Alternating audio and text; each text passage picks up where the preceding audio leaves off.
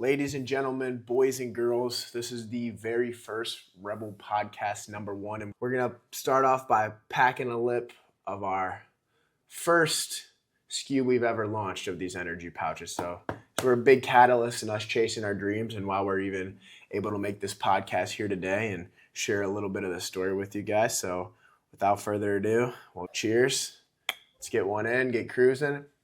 Focus, memory, energy, all absorbing fast through your gums, and delicious flavor. Here we go. Not a product plug. Let's get it. So where do we want to begin telling the story? Are we starting from the very start? I mean, if it's the first podcast, I think it's only right that we give them the background, the foundation, full journey, the foundation. Which would start where? Back in Missouri. Okay.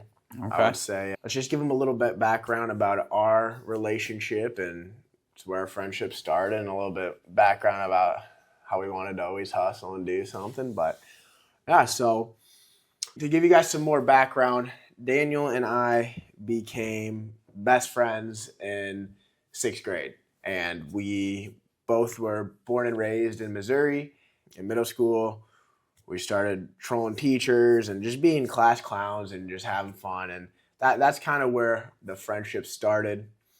To give you guys also a little bit more insight to our friendship, like we would fuck around, we like to have fun, we love pranks, all that stuff, but we also like thought it was cool, Lamborghini, supercars, like balling. Like one of our earliest ventures was a fidget spinner thing, which we learned the hard way. We have a video. We'll throw out the link to that video and explain the story. The fidget spinners were very popular, and we ordered some on Amazon. Well, I ordered one just because I wanted a fidget spinner. I'm like, this is cool. So it was like a 1-pack. And we were messing around with it one time in my house, and we ended up like...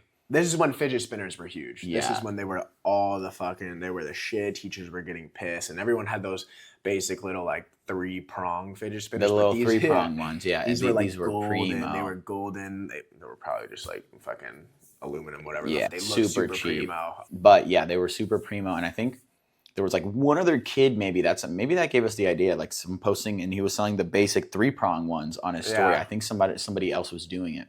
And so me and we're together. We took a video of this thing spinning. We'll show it up on screen. And then right away we posted on a story. So many people were swiping up, yo, where can I get one? Where can I get one? And we knew that we could buy these on Amazon. We weren't even that advanced. We didn't know what Alibaba or anything was.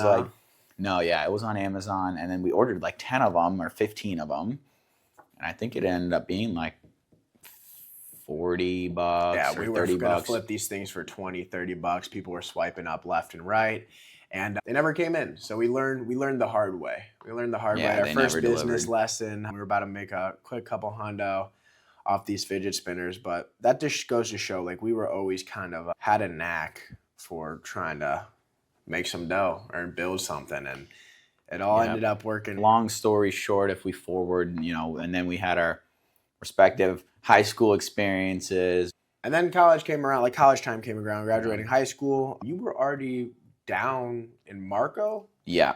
You were already down Marco Island? So, yeah, I was down in Marco. Aidan was in college at the time. Long story short, we both ended up down in Florida. I came to the University of Florida. Daniel was doing some real estate down there, helping out with his father. And about a year into college, the beginning of sophomore year for me, we decided that we were going to start hustling, start a company. We could start like... At the time, Aidan was busy with school, getting acclimated to the environment, making new friends. I, at the time, was not in school and had a little bit of downtime on my hands. And so, long story short, we actually had a third business partner that also originated down on my side where I wasn't staying in Florida, Southwest Florida.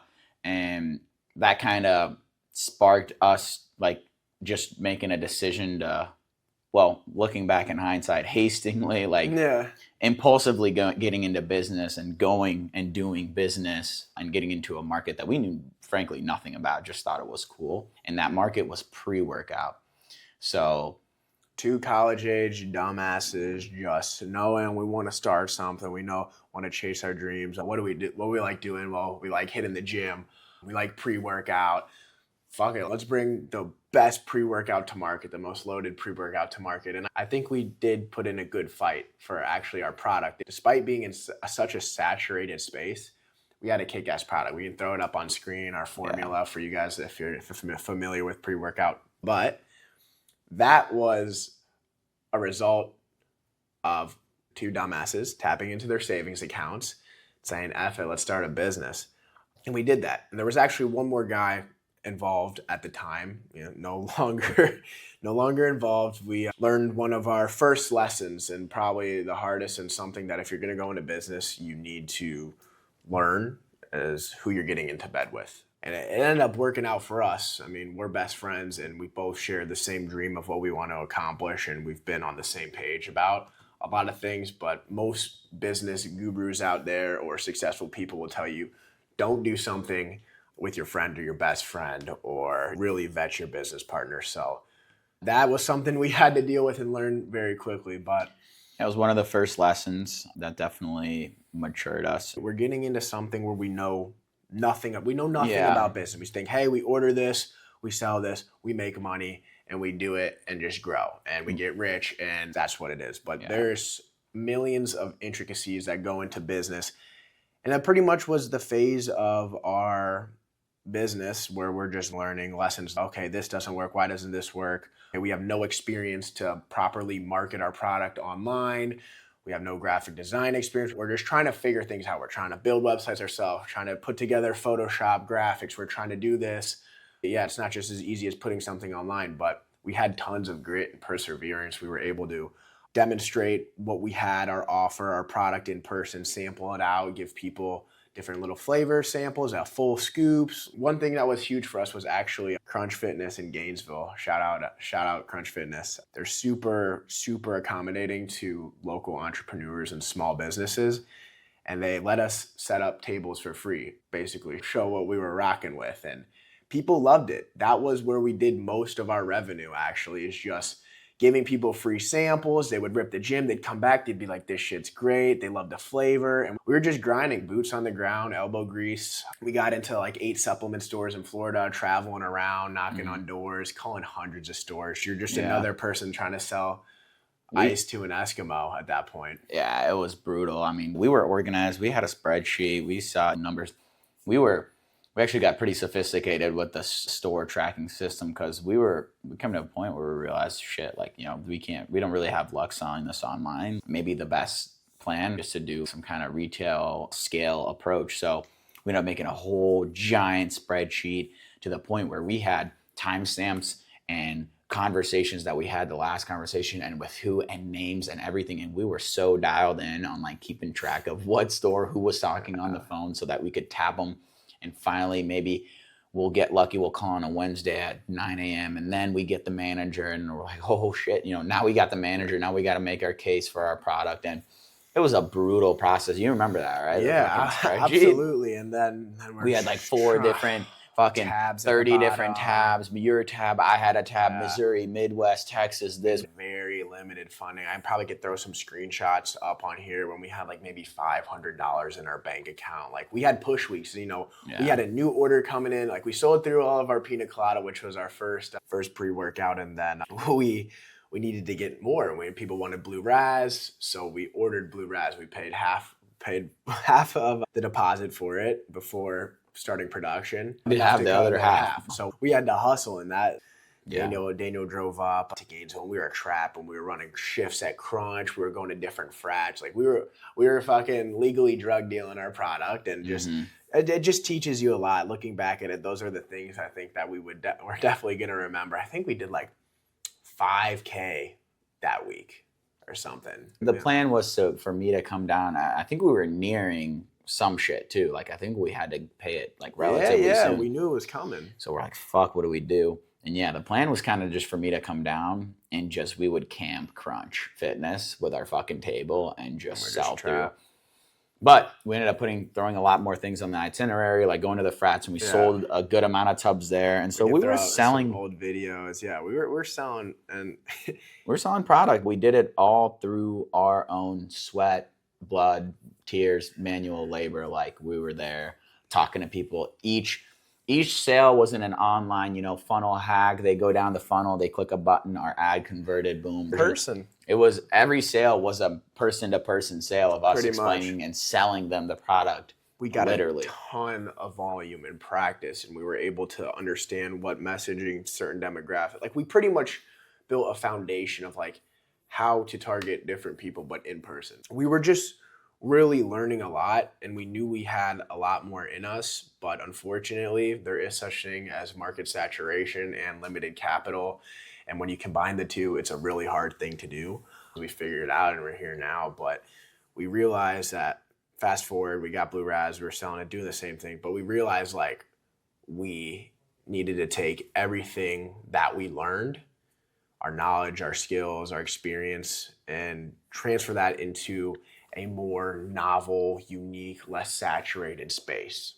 That led us down two different paths. One was a loaded pre-workout gummy. The first thing we were doing. This was actually way before caffeine pouches, or at least 1 to 2 months. It was definitely before. It was at least a couple, 2-3 months before. Gummies are huge. We met with some people that were doing millions, doing different creatine gummies and stuff, and there was no pre-workout gummy out there, or like two that had a little bit of caffeine, but no loaded pre-workout gummy that actually had your pump ingredients in there. They would just put a little bit of stim and then other marketing stuff. Yeah, so at the time we were balls deep into gummies. Like we were like I actually remember chemist, we were making them. My brother brought the caffeine pouches to my attention like way even back, like even before we even decided to get serious about it. I was like, hey, you guys should look into this. I was like, I've seen that. And I looked at it. I was like, yeah, this is interesting. Brushed it off though, because I was like, we're set on gummies. We're going to do gummies. We met with this guy. We met with these formulators. Like, we've got this. Like, it's hard, but I think we can get it right. And we're iterating. I mean, what ended up happening, because we were super far along with it. So what happened is, I mean, essentially we had some meetings with manufacturers. We were trying to present them with a formula that they can do R&D and potentially scale it up. But long story short, we learned one of the thousands of lessons is like, you can't necessarily rely on someone who's not a professional to deliver on something that you need done. So one of the people we were relying on at the time with limited capital was formulating our gummies, but they pretty much just said, I'm not doing this anymore, and if you want me to do it, or I'm going to charge you. It pretty much gatekeeped it. He was unresponsive, and then we're like, what the fuck? He finally responds. He's like, hey, I'm going to charge like fucking $3,000 for this. Not even for a finished product for SOPs. So long story short, we were working with somebody, said they were going to, guarantee a deliverable for these gummies, and then we were going to move to a manufacturer, set up a different entity, and start pushing and trying to make these things happen. But that fell through. So we learned some more lessons there. Thank God that it fell through, because honestly, at that point we had acquired more business knowledge, but we were nowhere near there. We were a little bit better than where we started, but yeah, absolutely not there. And the preliminary structure that we had formed was totally unrealistic. I mean, we would have shot ourselves in the foot. So, I'm a believer in things happening for a reason. And I think we failed there and learned another lesson and averted what could have been a bad company structure. So gummies fell through. And we had the pouches kind of brewing around the same time. To give you more background on that, it took a couple months to find even someone with the potential capacity to produce an energy pouch, which was very unfamiliar for us because everyone and their mom will produce you powders, stick packs, capsules. We were going back and forth with this one guy, kept messing up our formula. I'd send us some samples. It would be busted open. Wanted 33% of our company before even producing our first run. Pricing was all over the place. Like, he's just a super unreliable guy. So we ended up putting that on pause too, which left us in kind of like a gray area. I mean, we were kind of back to like, what the fuck are we doing? So we kept trying to move some pre-workout, but we kept trying to figure out how we're going to do these pouches. We kept trying to figure out how we're going to do the gummies too, though. But we weren't closed off, I don't think, to anything. I think like we were in this weird whatever. We were in the limbo phase. At the time, a huge catalyst is the Big Ideas competition, for those of you who don't know. In the beginning of the semester, so for the second semester, it's a competition that UF runs. People submit their business plans. A couple hundred people submit business plans, and then it's filtered out to 16 people that get selected to compete in a 2-day competition, 4 groups of 4 on the first day, and the top group from each room gets to move on to the final 4 on the second day. We made it through our business plan. We later found out we were the last team to get squeezed in to this competition. And it was that part of the story is interesting because like the whole business plan thing was just kind of submitting it on a limb. I feel like there was no really guarantees of us getting in. We didn't know how the competition was run. We spent a lot of time making that business plan. Of course, it was optimized for gummies. That was really because when we were into limbo, we were like, this is kind of fucking our last chance to get something going. Yeah, we don't have money, capital, nothing. We don't have money. Need to get out there. This pre-workout shit's burning out. Like, we need to fucking pitch something. The whole purpose of it was kind of like a last resort for us. Hail Mary. Hail Mary. We submitted it, and the whole business plan was catered around actually how we're doing our story, basically storytelling, what we're doing with the pre-workout, and then how we want to do gummies. And this is where shit really gets spicy, is because from after we submitted it, our initial draft for the business plan, and found out we were accepted, we had about a week before we had to submit any final revisions for the final business plan that would then be sent out to the judges to preview before the pitch. I was on a call with a family member of mine who runs a business, and he was saying, like, what was going on with the pre-workout? What are any things else you want to bring to market? What are you thinking about? And I was telling him our experience with the gummies and energy pouches and how I can't find anyone. Stars fucking aligned, and like his best friend has had capacity to actually produce our pouches. We get connected. He brings them on the call. We're going back and forth. Like, it is like, what the fuck? Stars are aligning. Everything's going crazy. Yeah, we could do an MOQ, this, that. What form are you guys thinking? You thinking to go here? Heavier caffeine, more nootropic blend? Like, we got everything going. I called Daniel. Daniel, you were somewhere on like... I was in the Keys on a trip and with like no service or little to no service. And I ended up picking up the phone while I was on the boat, and I'm like, "What are you talking about, dude?" And it's like, "Dude, we're gonna be able to do this. Like, let's hop on a call with him right now." Or I just got off a call with him or something. I was just like shocked because I was like, "What the fuck? Like, there's no way this is happening. Like that. This is not a coincidence." I didn't know what to think of it because it just sounded too good to be true. Like his family connection, this, that, everything we've been looking for. But yeah, it ended up all checking out. And that left us fucking in scramble mode. Part 1, you'll hear us refer to scramble mode a lot later. Those raps are getting to us. Scramble mode. Us a scramble mode, and so... We went back to our business plan, and essentially, I think like we found this out maybe a couple days before.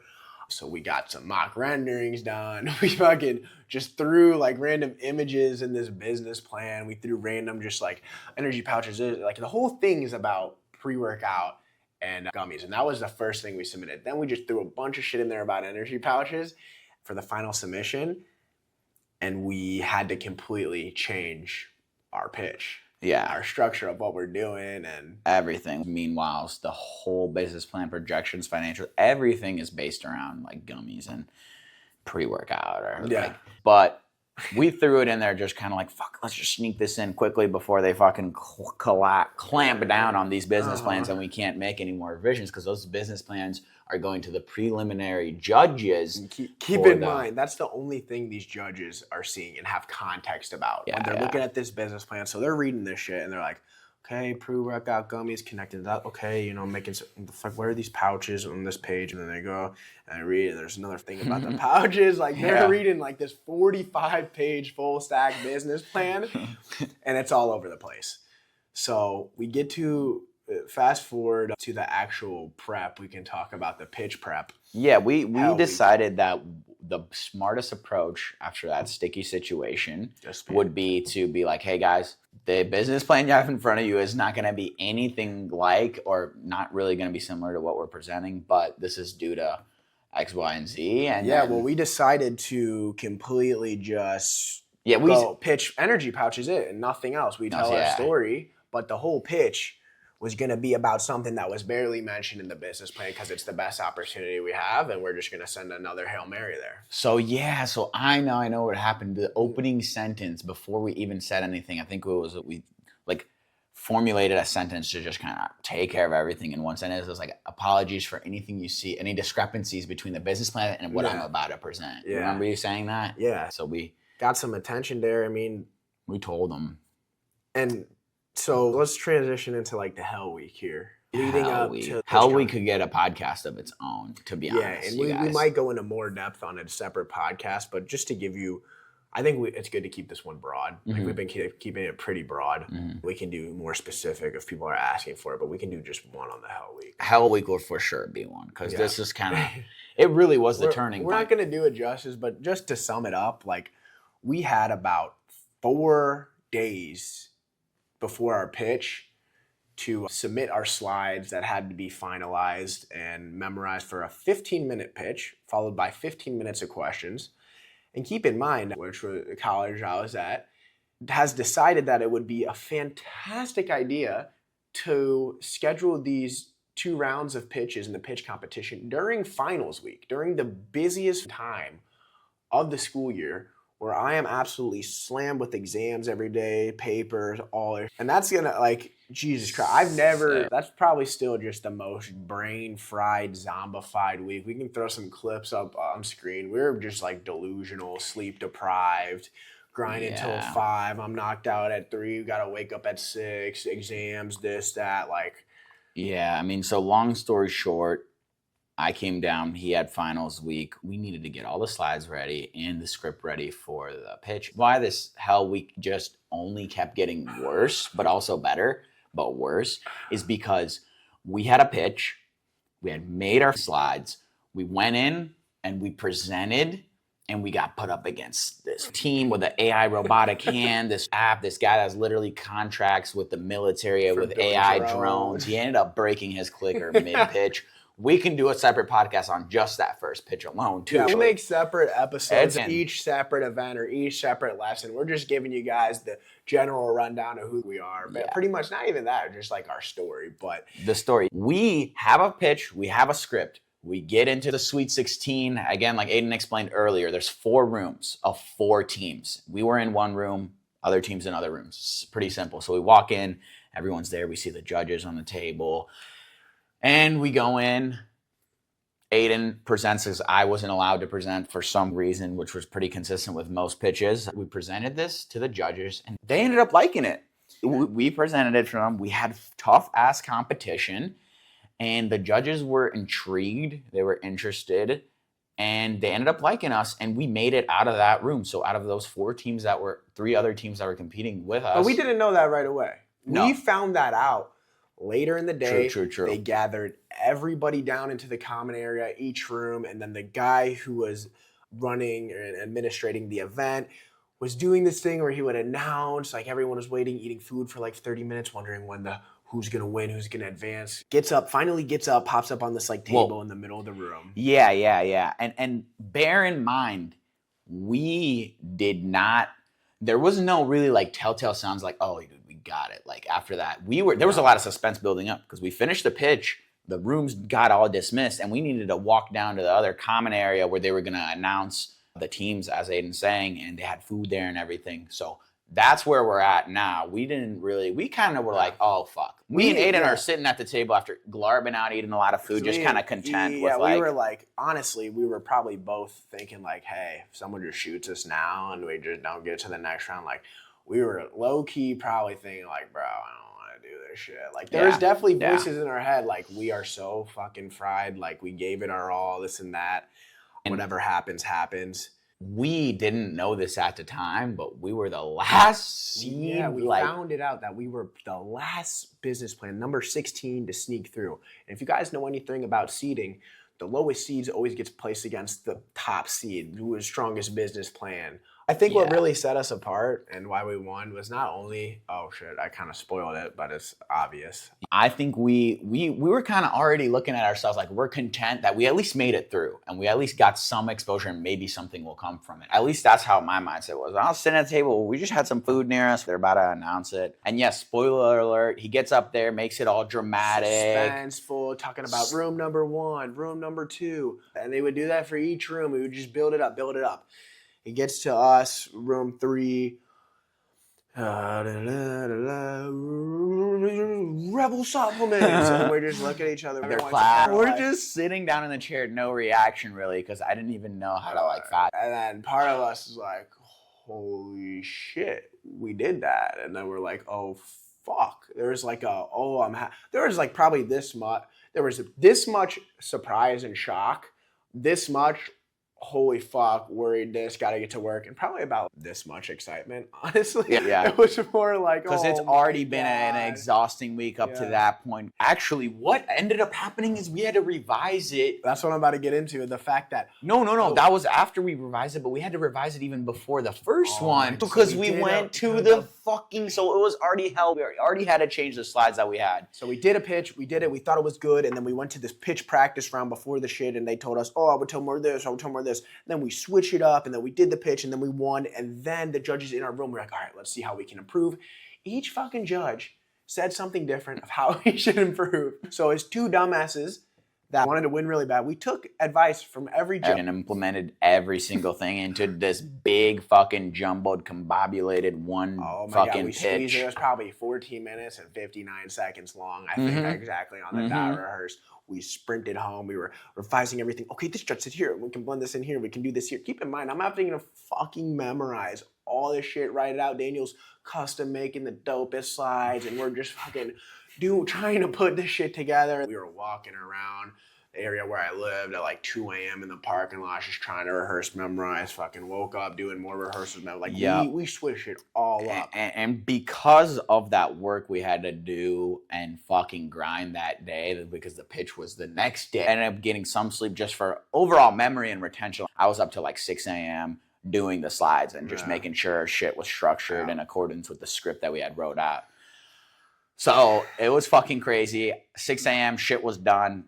I go to bed, I think we wake up an hour and a half later. We get up and we're the first thing I do is be out of bed, just rehearsing. We had it hooked up to the TV in my room. Just first things first, as soon as my eyes opened, hey everybody, do the little lee, blah, blah, blah, lee, and we're just rehearsing, do some more rehearsals. And we put on a show. We get there, locked in. I think it went very, very, very well. Yeah. And we ended up we can talk a little that we could talk like each little thing that we're talking about can get its own podcast, like the day of the pitch. And I think we honestly should do that. We'll have infinite things to talk about. Yeah, but to keep things summed up, like I wonder it was that this morning. is gonna come out because we always like backtrack. We're backtracking, but it's just gonna be raw for the most part. Yeah. So it was the day of the pitch. We walk in there. We're up, we're tired, we're riding on the moped. Aidan's practicing while he's on the moped. I'm on the back of the moped, and I'm just like, I don't even know what I'm doing. I'm trying to like close my eyes a little bit to try and get a little something. And I think we just ended up stimming out. We're there, we get there, we're outside. Aidan's out there, he's practicing. Aidan doesn't want to practice anymore. I'm forcing him to practice. I'm like, just one more time. And then he finishes, and I'm like, just one more time. We got to go do it again. And it's just like a repeating hell that he's outside. I'm like, all right, let's keep going. So many fucking reps later, up until literally like the last minute before the fucking actual pitch, we get in there and start. Were we at first? No. Yes, we were. We were first. We were absolutely first. Because there was only 4 teams, including us. So we were. Yeah, we were first. Yeah, to set the stage. I think we went out there and we had a little intro, a badass intro. Nobody else did that. We put on the theatrics. We told our story. We had the most personality out there, hands down. Maybe sure not the most innovative, craziest, cancer healing, climate change healing, recyclable, fucking nuclear fission reactor, AI. No, we're CPG brand, but we have grit. We know we're going to get shit done, and we definitely have the most viable way to actually make money and scale up. Mm-hmm. And we've been doing this shit. We have some history to it. It's not just an idea. Yeah, we had some revenue from grit and determination and some experience actually in the field and the weeds getting our hands dirty. And I think that's another part of the reason why we made it out of that first room. Spoiler alert, we ended up staying fourth out of all the other teams. We got there was some politics involved there with like one of them was like 3 times doing the show. The other one, like what I also thought was funny is that we got fourth and there was like 4 other teams that actually ended up winning more than us through like their secondary prize pool of like best use of blockchain, best use of AI, best social cause.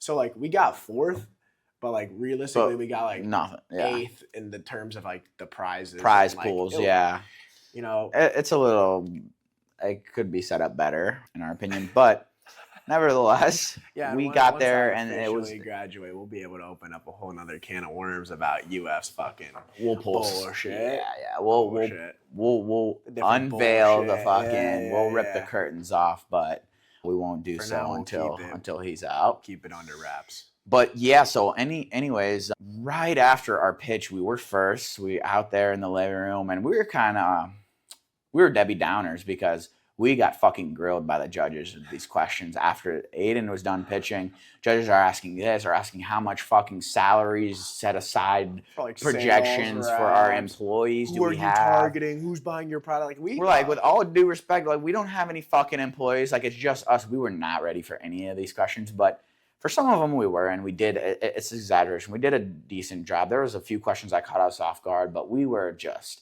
very negative after the pitch, to be honest. We're like, they're out to get sharks, us. Though. I mean, I'm glad they did that. Yeah, no, we had the most easy questions out of all of those fuckers. The other people, I wouldn't even wanna.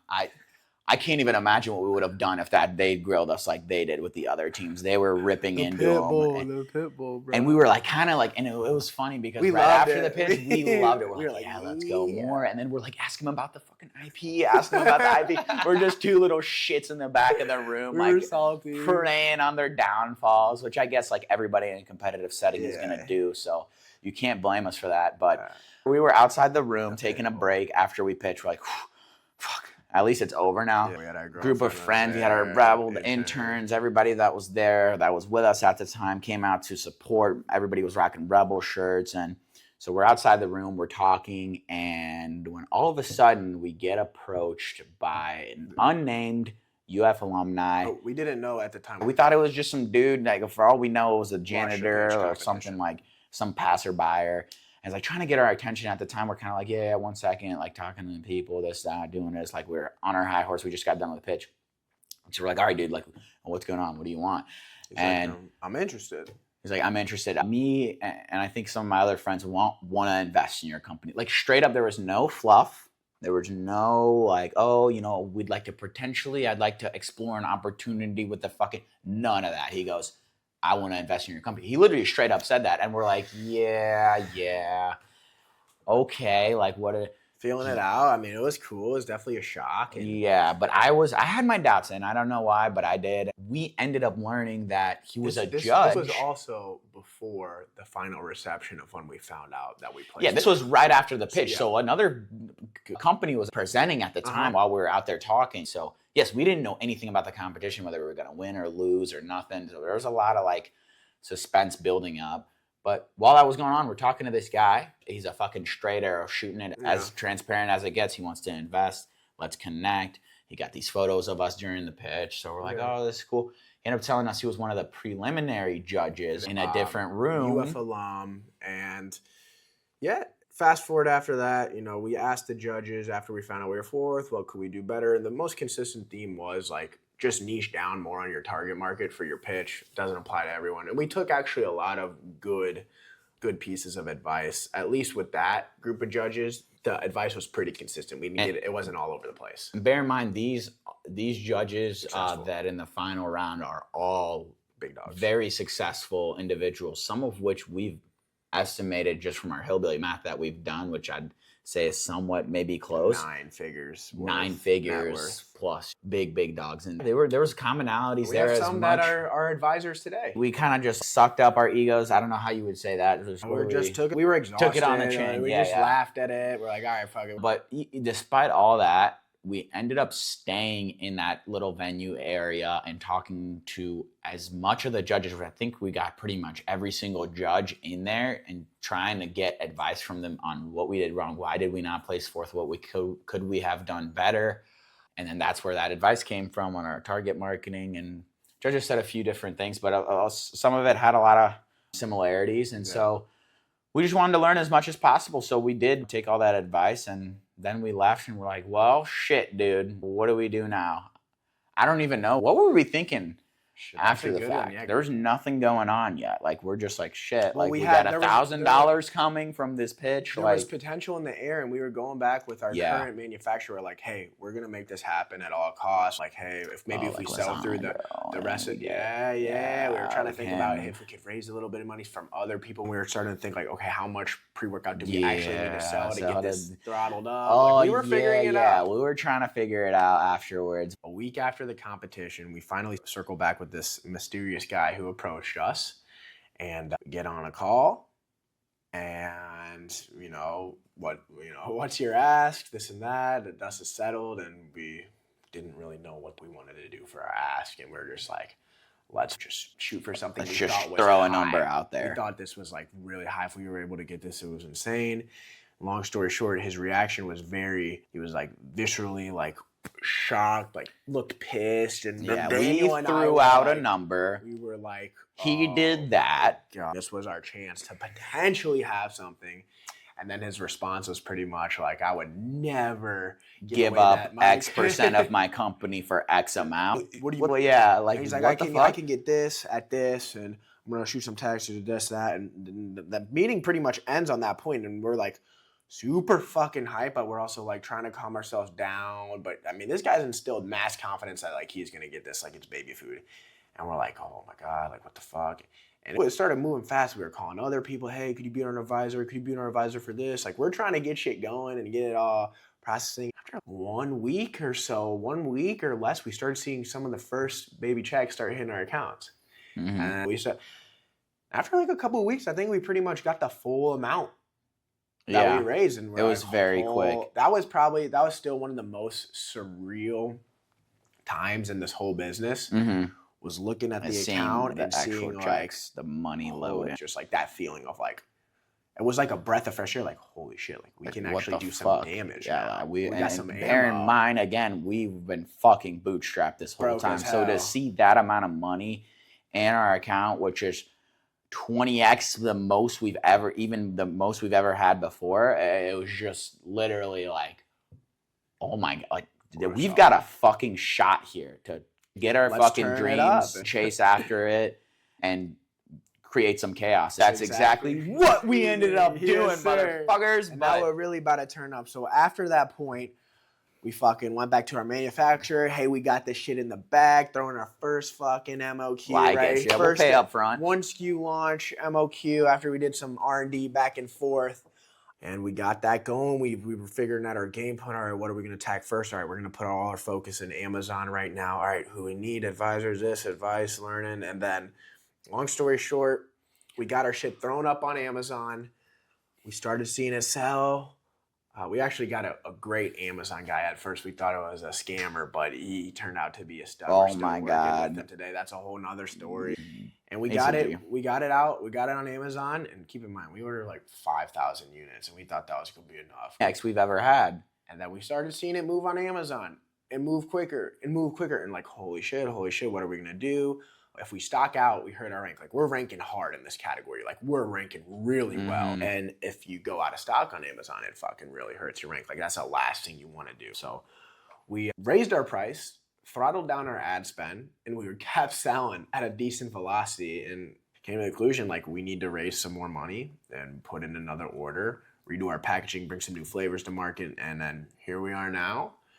We got them on Amazon. We brought website online, bringing TikTok online, and really during this whole time as well, we're just trying to build the best team we possibly can. Sales are still climbing, still growing. Build as many systems and everything that we can fast forward to today, and I mean, we're in full scale mode, doing 6 figures of revenue each month.